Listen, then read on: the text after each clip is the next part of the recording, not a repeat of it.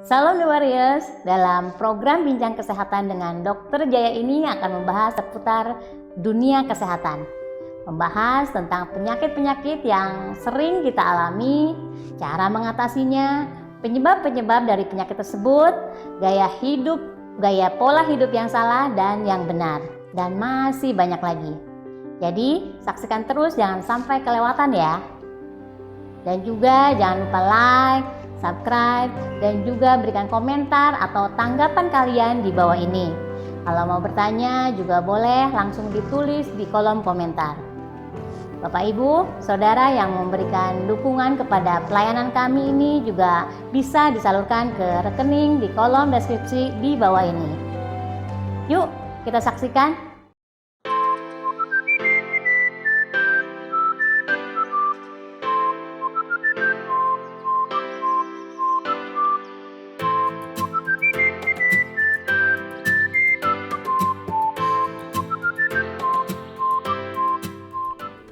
Shalom, kita kembali lagi di acara Bincang Kesehatan dengan Dr. Jaya. Nah, hari ini ada yang sedikit berbeda dari formasi yang seperti biasanya ya.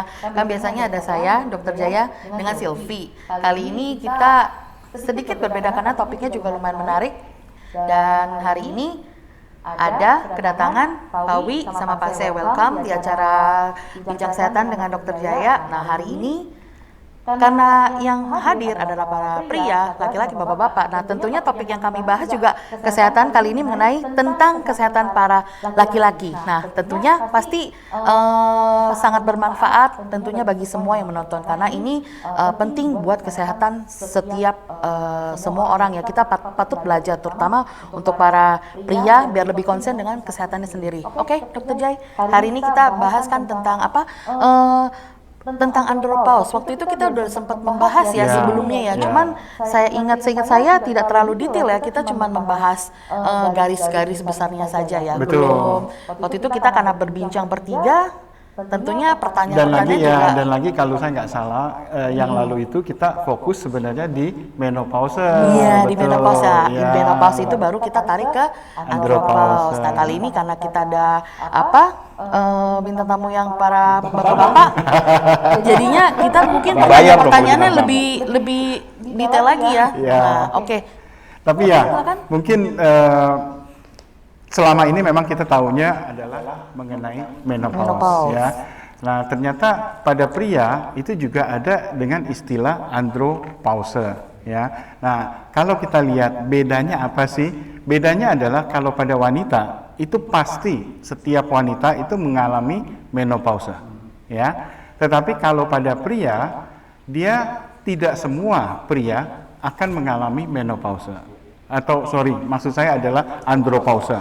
Ya, di mana pada pria sebenarnya bedanya penurunan kadar hormon seksual ya pada pria ini relatif tidak seperti wanita. Kalau wanita pada saat usia memasuki menopause tiba-tiba drop langsung. Nah, ini yang menyebabkan setiap wanita itu mengalami menopause.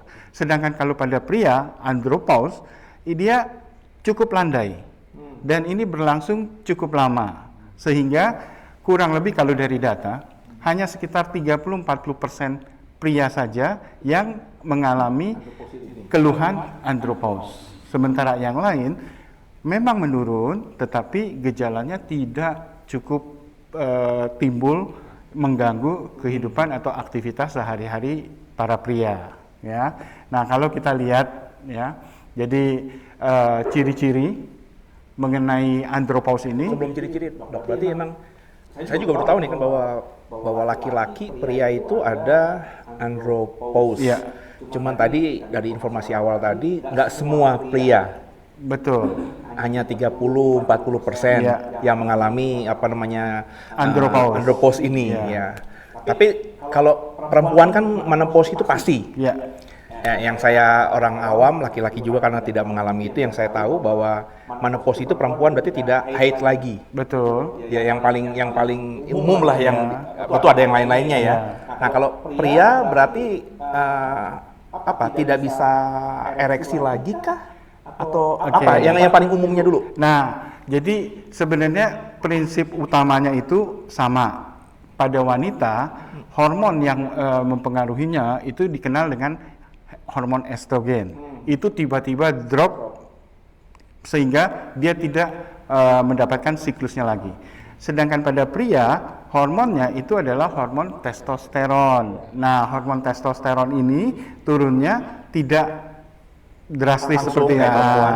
Jadi inilah yang jadi tanda. Oke. Nah, kalau pada wanita, hormon estrogen ini benar-benar mempengaruhi tidak mendapatkan siklus. Iya. Sedangkan testosteron kita pria nggak ada siklus ya.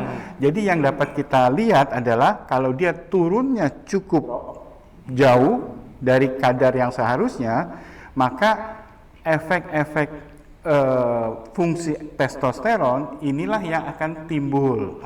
Tidak semata-mata tadi Pak Seno katakan mengenai ereksi, ya, memang itu salah satu, tetapi nggak semata-mata hanya itu, ya. Jadi dalam hal ini gejala-gejala atau yang kita dapat lihat mirip seperti menopause sebenarnya. Jadi ada gangguan psikologis, ada gangguan hormon jelas, ya tadi perubahan emosi, ya, juga fisik. Nah, jadi memang itu gabungan keseluruhan, ya. Oke. Dokter Jaya, secara spesifik, Dokter Jaya bisa sebutkan apa ciri-ciri andropause? Iya, jadi kalau kita biasanya melakukan aktivitas yang rutin, ya, nah mungkin ini jadi tolok ukur kita atau parameter kita, ya. Jadi yang biasanya kita fit seperti itu, ini kok kita cepat lelah, ya. Kemudian yang berikutnya adalah keringat malam. Nah, ini juga kurang lebih sama pada wanita juga biasanya pada usia-usia yang seperti ini mengalami keringat malam, ya. Kemudian depresi, berat badannya bertambah, ya.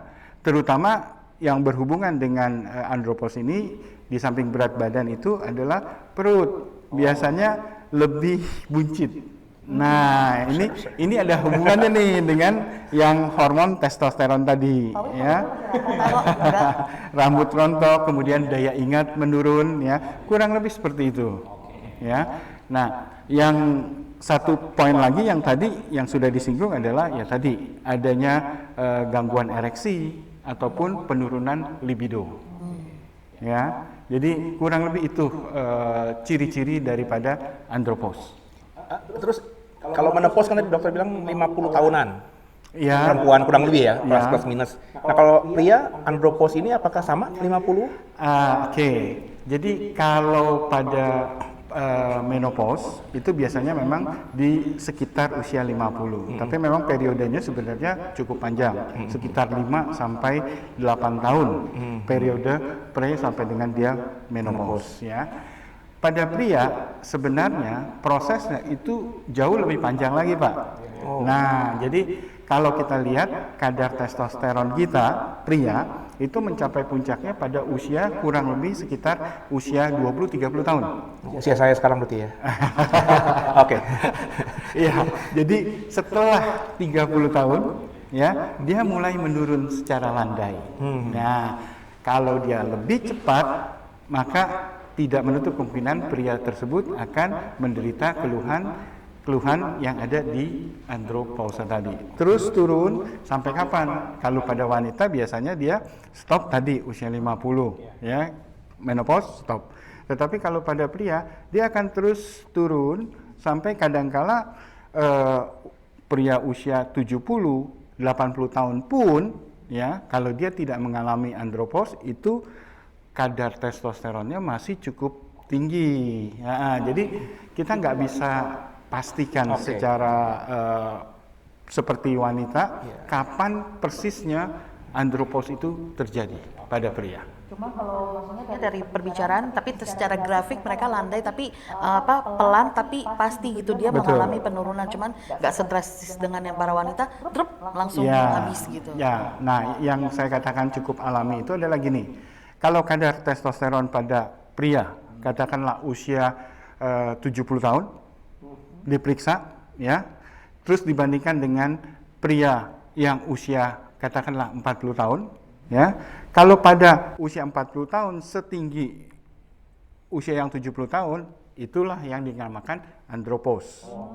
Tetapi kadar pada pria yang 80 tahun, katakanlah misalkan kalau saya ambil gambaran testosteron itu range-nya itu adalah antara 200 sampai dengan 700 nanogram.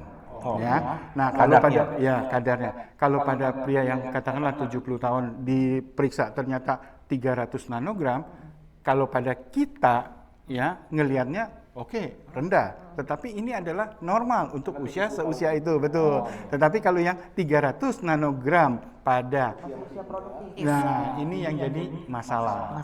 Tapi batasannya lagi sebenarnya secara klasifikasi ya yang dikatakan andropause atau penurunan kadar testosteron tadi ya diharapkan kalau yang sudah masuk itu adalah di bawah 200 nanogram. Jadi 300 masih oke ya, tapi ya balik lagi tergantung usianya.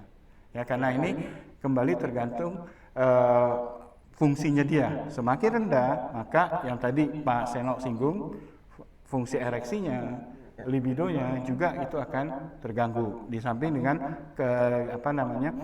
kelainan-kelainan fisik yang lainnya.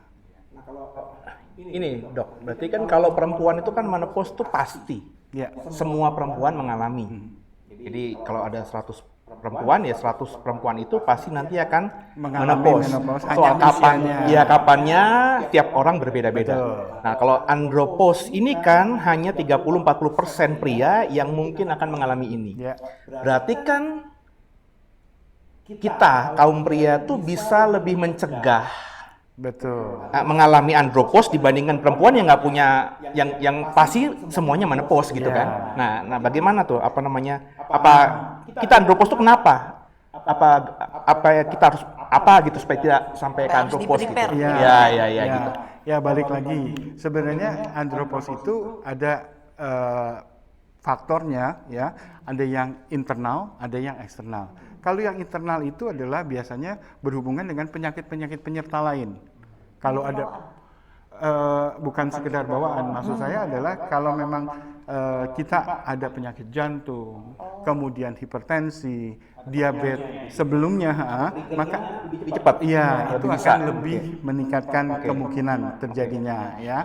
Atau kalau di luar dari itu keadaan lingkungan, stres, ya, kemudian gaya hidup yang katakanlah stasis, membosankan, ya, yang seperti itu juga akan memicu lebih cepat atau kemungkinan terjadinya andropause.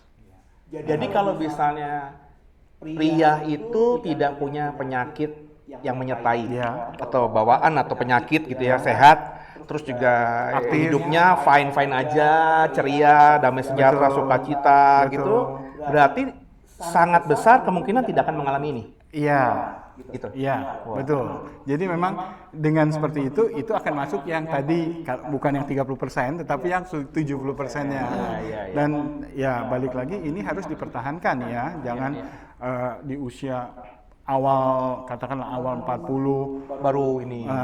Jadi mesti continue dari awal. Karena tadi saya sudah singgung, dia sudah mulai menurun dari mulai usia 30-an tahun ya. Dokter Jaya, andropause itu lebih punya relevansinya dengan hubungan seks. Maksudnya bagaimana dia punya kapasitas dalam hubungan suami istri. Nah, berarti kalau seandainya memang umurnya 70 tahun, ketika dia mungkin menikah kembali dan dia punya memang memiliki masih daya libido tinggi, nah berarti itu masih bagus tuh ya berarti ya. Andropause maksudnya ada penurunan, tapi testosteronnya mungkin levelnya masih bagus ya. Iya. Jadi balik lagi sebenarnya ada dua hal mungkin ya. Yang pertama itu seseorang yang menikah usia 70 tahun mungkin ya nggak semata-mata adalah dari hubungan seksual ya. Ada pertimbangan-pertimbangan lain. Saya yakin jelas itu ya. Nah, kalaupun misalkan kita ke faktor yang berikutnya yang tadi Pak Wi katakan mengenai hubungan seksual, kalau memang kondisinya nggak ada masalah, dalam hal ini adalah tidak ada gangguan ereksi, kemudian hasrat atau libidonya masih cukup baik, maka mungkin kita bisa mengasumsikan pria ini belum andropause. Masih bagus lah ya. Ya, ya. Tapi balik lagi, belum andropause dalam hal ini adalah sesuai dengan usianya, Pak. Jadi mungkin saja itu sudah di batas sebelah bawah tadi range yang tadi, ya kan? Karena usianya sudah 70 tahun, nggak mungkin disamakan lagi dengan yang pria usia 40 atau 30 tahun gitu, ya. Ini kan berarti kan ya, kayak saya ini baru tahu ya apa namanya ada andropause gitu kan ya. Berarti memang penting juga ya ada program ini juga supaya yang usia muda gitu ya 20-an tahun, 30-an tahun ini men-treat dirinya ya pribadinya, hidupnya, gaya hidupnya tuh supaya bagus. Nah, saran dokter apa ya, Dok ya? Supaya yang masih muda-muda yang masih ada kesempatan sejak awal ya menjaga supaya tidak andropause, supaya testosteronnya bagus. Yang kalau bagi muda, yang masih muda tuh gimana? Terus kalau yang udah kayak ya usia kita lah, di atas 40-an, 50-an, yang otomatis memang meskipun belum andropause tapi testosteronnya kan sudah agak menurun gitu kan. Nah, untuk menjaga supaya bisa stabil atau mungkin bisa bertahan atau mungkin bisa naik kalau ada Kondisinya kemungkinan fit secara lah. medis. Nah, itu gimana? Ya, jadi kalau dari data-data penelitian segala macam, yang jelas yang berpengaruh itu adalah rokok dan minuman beralkohol. Ya, jadi itu singkirkan. Nah, itu biasanya anak-anak muda, ya sebenarnya nggak muda, orang tua pun kadang-kadang masih melakukan itu yang di stop. Jadi itu sebaiknya hindari karena bukan cuma topik kita yang bahas kali ini aja, sebenarnya yang lain-lain pun Selalu hubungan rokok dan minuman dengan keras alkohol itu dijauhkan. sangat berpengaruh kepada kesehatan kita. Yang berikutnya adalah olahraga teratur, ya dalam hal ini adalah aktivitas, kemudian pola tidur, ya. Jadi kembali, ya pola tidur itu harus 8 cukup, jam. betul. 8 Ya jam. mungkin nggak Semua orang butuh 8 jam ya. 8 jam, tetapi tidak juga kurang dari 5 jam, ya. Karena agak sulit juga kalau kita yang beraktivitas tidur 8 jam itu ya mungkin membuang sepertiga waktu kita kan ya. Jadi ya tidur, istirahat cukup ya, olahraga dan tadi ya singkirkan alkohol, rokok, dan juga enjoy. Dalam hal ini adalah Jangan stres. betul, tidak stres ya, itu yang juga utama. Nah, sepintas tadi Pak Seno tanyakan, apakah mungkin ini akan menstabilkan kadarnya atau malah meningkatkan? Mungkin, tapi harus dengan kontrol dengan tenaga medis atau dokter. Jadi kalau memang diperlukan ada preparat atau obat ya yang fungsinya adalah untuk mengganti hormon tadi. Jadi memang hormon testosteronnya dimasukkan ya, bisa oral, bisa juga melalui suntikan. Nah, kalau ini sudah diberikan, ini yang akan memaintain kadar testosteron kita akan tetap Stabil. Iya. Tapi hati-hati nih. Saya tadi katakan untuk obat yang seperti ini mungkin kita bisa dapat, mungkin ya. Tapi memang sebaiknya adalah dengan pemantauan dari dokter. Kenapa? Karena ada beberapa juga hal yang dikatakan bahwa penggunaan obat ini ya itu dapat memicu kanker atau keganasan, dalam hal ini adalah kanker prostat. Atau Penyakit lain ya, Dok? betul, iya, memicu penyakit lainnya adalah mungkin juga dengan stroke. Ya, jadi ini ada plus minusnya. Plus minus. Oke. Jadi kalau saran dokter, mendingan apakah maksudnya buat menjaga itu menambah obat atau memang kita ikutin aja prosesnya, maksudnya dengan alami itu biarpun memang udah menurun tapi sesuai kita ngeflow aja gitu loh, ikutin waktu alirannya aja. Ya, jadi kembali lagi sebenarnya sama juga seperti wanita menopause ya. Kalau memang keluhannya masih bisa tangani atau masih bisa dikompensasikan, ya, maka sebaiknya tidak melakukan terapi farmasi, ya.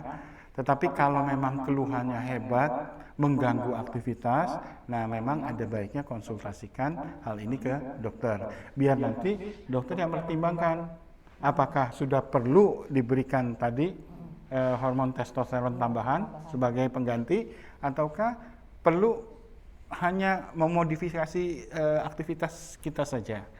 Jadi alarmnya tetap diri sendiri ya. Kita yang paling tahu nih ganggu apa enggak. Kalau ganggu ya konsultasi. Betul. Jangan kalau terganggu terus kita cari obat-obatan yang mungkin bisa kita dapatkan di luar kan, tanpa konsultasi, karena tadi ada efek penyakit lain yang bisa menyertai. Yang cuma tadi mengganggu pertanyaan sih kalau kita ngobrol di tempat nongkrong gitu ya, soal alkohol tadi. Ya, contohnya kasus ini andropos tadi kan salah satunya pemicunya rokok, nikotin tentunya, Minuman keras. dengan minuman keras. Sebenarnya rokok itu nggak semata-mata nikotin loh, karena cukup banyak kandungan zat-zat kimia yang ada di rokok seperti tadi. Sama alkohol. Ya. Nah, kalau kita ngomong dalam budaya Asia yang Indonesia yang tropis, tentu alkohol itu bagi saya memang jarang. Dan kalau orang minum alkohol memang ada niat minum alkohol. Sedangkan kalau di dalam dunia yang cuma 2 musim, ya di barat sana, alkohol itu kan sudah menjadi minuman keseharian untuk menghangatkan tubuh. Apakah ada survei, ada penelitian khusus? Nah, yang mereka di barat yang memang meminum alkohol sebagai minuman keseharian itu androposnya di kaum laki-lakinya lebih tinggi, atau bagaimana? Jadi balik lagi itu data yang tadi, ya, itu adalah memang penelitian yang paling banyak di kalangan dunia barat tadi. Jadi di 2 musim tadi, ya. Penelitian-penelitian di Asia ada nggak? Sebenarnya ada, tapi nggak sebatas karena pengaruh alkohol saja. Ya, kalau yang pengaruh alkohol tadi lebih banyak di negara yang 2 musim tadi. Dan ini memang nyata faktanya memang itu sangat mempengaruhi. Ya, Singapura contohnya. Apakah Singapura ada data gitu ya? Saya belum mendapatkan di data Indonesia, tapi kalau Singapura mereka katakan memang kurang lebih hampir sama, sekitar 30-40%, tapi memang penyebabnya hal yang lain, bukan alkohol. Semata-mata karena alkohol. Oke, iya, paham. Kalian Pak Bi? Kalau dari saya Pak, kalau misalkan ini nih, kan tadi kan buat menjaga pola hidupnya, apakah ada makanan-makanan tertentu yang harus dihindari juga? Ya, terima kasih pertanyaannya. Tadi memang ada saya sedikit miss, adalah makanan itu juga salah satu yang cukup mempengaruhi. Ya, jadi sebaiknya kita makan yang seimbang. Dalam hal ini adalah antara karbohidrat, protein dengan lemaknya itu cukup berimbang.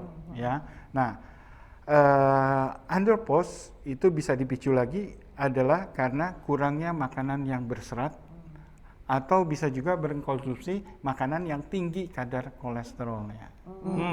Jadi kalau memang itu sementara ini yang dikonsumsi, lebih baik memang mengurangi dan memperbanyak jumlah makanan berserat. Oke, mungkin jeroan kali ya, mungkin kurang lebih yang santan-santan gitu ya Dok ya. Itu enak itu. Justru yang itu enak ya, jangan gitu. Enak selalu yang kita mesti jaga-jaga, awas-awas. Justru yang enak itu yang membikin kita terlena, lupa, akhirnya disantap terus ya Dok ya. Pak Wi ada pertanyaan tambahan lagi? Kalau saya itu ini saya berpikir dokter, ini kan andropos tadi kalau saya simpulkan adalah natur ya, karena semakin tinggi otomatis peluang untuk mengalami andropos semakin tinggi. Betul. Gimana caranya dokter, kalau gitu saya mau tanya, ada nggak dokter obat buat awet muda nih dokter? Awet muda susah ya kalau orang udah agak tua gitu ya. Kalau saya sih belum. Dan yang tenang itu adalah obatnya alami. Itu kayaknya Foni udah jawab Pak Wi ya. Tapi saya ada sedikit tips ya untuk kita melihat apakah sebenarnya kita masuk atau enggak sih di dalam andropos ya. Ada beberapa pertanyaan yang kita bisa jawab sebagai kuesioner ya. Yang pertama adalah apakah dibandingkan dengan keadaan kita sehari-hari ya, katakanlah kita refleks ke 5 atau 10 tahun sebelumnya ya, apakah energi kita sekarang menurun atau enggak ya. Kemudian yang berikutnya adalah kekuatan dan daya tahan tubuh kita ada penurunan atau enggak ya. Nah, tinggi badan menurun atau enggak, maksudnya adalah tambah karena ini ada hubungannya dengan faktor osteoporosis. Karena salah satu fungsi hormon testosteron itu adalah menjaga massa tulang. Ya, jadi kalau testosteronnya turun, otomatis kemungkinan ini akan terjadi ya osteoporosis. Kemudian pernah nggak akhir-akhir ini kurang merasa menikmati kehidupan? Ya, Stres, ya, banyak pikiran, oke. beban. Ya, nah kemudian yang berikutnya adalah sering marah, ya. Kemudian olahraga apakah teratur atau tidak, ya. Kemudian yang kalau misalkan teratur pun, ya, yang tadinya katakanlah kita bisa lari, ya, atau berenang 100 meter tanpa henti, sekarang apakah masih bisa atau mulai menurun, ya. Kemudian yang juga penting kita lihat adalah biasanya kalau setelah makan malam, apakah langsung tertidur ataukah ada Masih ada kegiatan-kegiatan lain gitu. Nah, jadi Nonton, biasanya jalan. ya biasanya kalau habis makan malam terus rasa mengantuk, terus langsung tidur, nah itu salah satu tanda-tanda nih. Iya, jadi balik lagi. Kalau dari beberapa pertanyaan tadi, ya 3 dari 7 pertanyaan yang tadi saya katakan itu, kalau kita alami, maka itu adalah memang andropause. Tapi kalau hanya salah satu aja, belum kita masukkan. Nah, ditambah lagi dari 3 itu, ada 2 hal penting lagi, ya. Ada 2 pertanyaan. Yang pertama adalah fungsi ereksinya. Bagaimana fungsi ereksinya? Yang kedua adalah libidonya. Ya, jadi dari 2 poin ini kalau salah satunya ya, itu sudah pasti masuk ke dalam kekurangan testosteron. Ya, jadi 2 hal ini atau 3 dari beberapa pertanyaan yang sebelumnya saya katakan. Nah, itu adalah kurang lebih panduan kita. Ya, kita bisa refleksikan sebagai pria apakah kita masuk ke dalam yang kekurangan testosteron tadi, ya, ataukah masih cukup normal. Tapi kalau tadi dari penjabaran dokter tadi, sebenarnya kan gampang aja menyelesaikannya ya. Kalau tadi ya, berarti kalau udah begitu, kita udah oke nih dari 7 pertanyaan itu tadi kita 3 atau 4, berarti kan sudah cenderung. Terus dari 2 tadi, fungsi ereksi tadi sama libido tadi salah satu saja, berarti kan kita udah testosteronnya menurun. Tinggal suntik. Nah, itu kan berarti kan dibanding perempuan ya. Kalau perempuan kan nggak bisa pilihan. Sebenarnya sama. Oh, sama juga. Bisa juga. Jadi pada wanita atau pada pria, ya, untuk menanggulangi bisa menopause, bisa andropause, ya, untuk mengulangi gejala-gejalanya, ya, itu ada pengobatan yang dinamakan hormon replacement terapi atau pengganti hormon, ya, pengganti hormon. Nah, kalau langsung suntik seperti tadi, itu namanya jalan pintas. Nah, yang kita takutkan tadi, Ya, efeknya sampingnya. mungkin bisa menjadi stroke ataupun kanker prostat. Ya, wanita juga sama. Kalau wanita, ya, bisa nggak dengan hormon pengganti? Bisa, tetapi harus dipertimbangkan efek yang, ya, karena pemakaian hormonal seperti ini nggak mungkin cuman 1 minggu, 2 minggu, tapi kan harus cukup panjang kalau memang mau mendapatkan efek yang seperti yang kita. Iya. Oke. Ya. Nah, Dokter Jaya, satu lagi. Ini kan ketika dihubungkan dengan hormon testosteron, saya teringat kalau di seminaragawan tuh suka suntik hormon testosteron. Nah, selain itu juga dia bisa minum suplemen atau obat-obat seperti susu atau apa yang bisa membangkitkan massa tubuh. Nah itu, jadi kalau misalnya ada pemirsa yang seperti ini, terutama yang suntik testosteron itu, jadi gimana? Apakah dihentikan atau bagaimana? Ya, sebenarnya balik lagi penyuntikan testosteron itu tidak untuk konsumsi awam harusnya, ya, karena pada atlet pun sebenarnya ini pelanggaran. Karena apa? Karena Doping ya? Doping, betul. Karena testosteron itu adalah salah satu bentuk dari steroid. Nah, iya, kalau iya. kita pernah dengar doping itu adalah steroid, ya inilah yang dimasukkan, ini yang nggak boleh, gitu loh. Ya, jadi balik lagi, kalau atlet menggunakan itu berarti dia melanggar, ya. Karena apa? Memang fungsi testosteron selain yang tadi adalah pembentukan masalah otot. Jadi mungkin dia kalau dikonsumsi pada saat itu oke, tapi nanti karena dia suntik terus, Pada saat stop. doping terus, nanti pas stop atau di masa depan pasti ada masalah. Betul. Ya, jadi lebih sebaik dihindari. Iya. Kita boleh pakai itu, doping itu kita boleh pakai setelah kita merasa ada masalah di badan kita berdasarkan tadi dan hasil konsultasi dengan Dokter. atau tenaga yang lebih ahli. Iya. Oke, ya.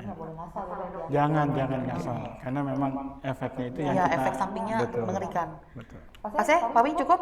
Cukup lah, ya. Oke, sebelumnya Dok, kalau misalkan pertanyaan tadi yang 10 itu buat tes itu bisa kuesionernya bisa di-share di YouTube, mungkin nanti dokter boleh ya bagi di Oh, YouTube iya, ya. iya, Jadi iya. bagi teman-teman yang nonton acara kita hari ini, kalau misalnya mereka belum sempat konsultasi, mau ngecek-ngecek sendiri dulu dari rumah bisa nih jawab-jawab. Bisa, Nah, betul. jadi nanti kalau misalnya teman-teman nonton, udah ngecek nih, ada pertanyaan, silakan tinggalkan pertanyaan di kolom komentar. Nanti Dokter Jaya yang akan menjawab pertanyaan dari setiap yang teman-teman tanyakan. Jadi acara bintang kita sampai hari ini, tonton terus yang ada di acara channel kita.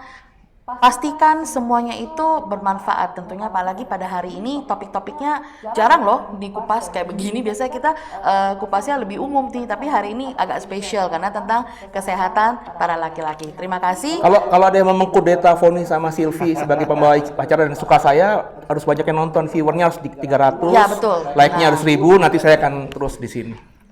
Oke, makasih buat teman-teman nonton. Kita ketemu lagi dengan Dokter Jaya di berikutnya. Tuhan Yesus memberkati. God bless.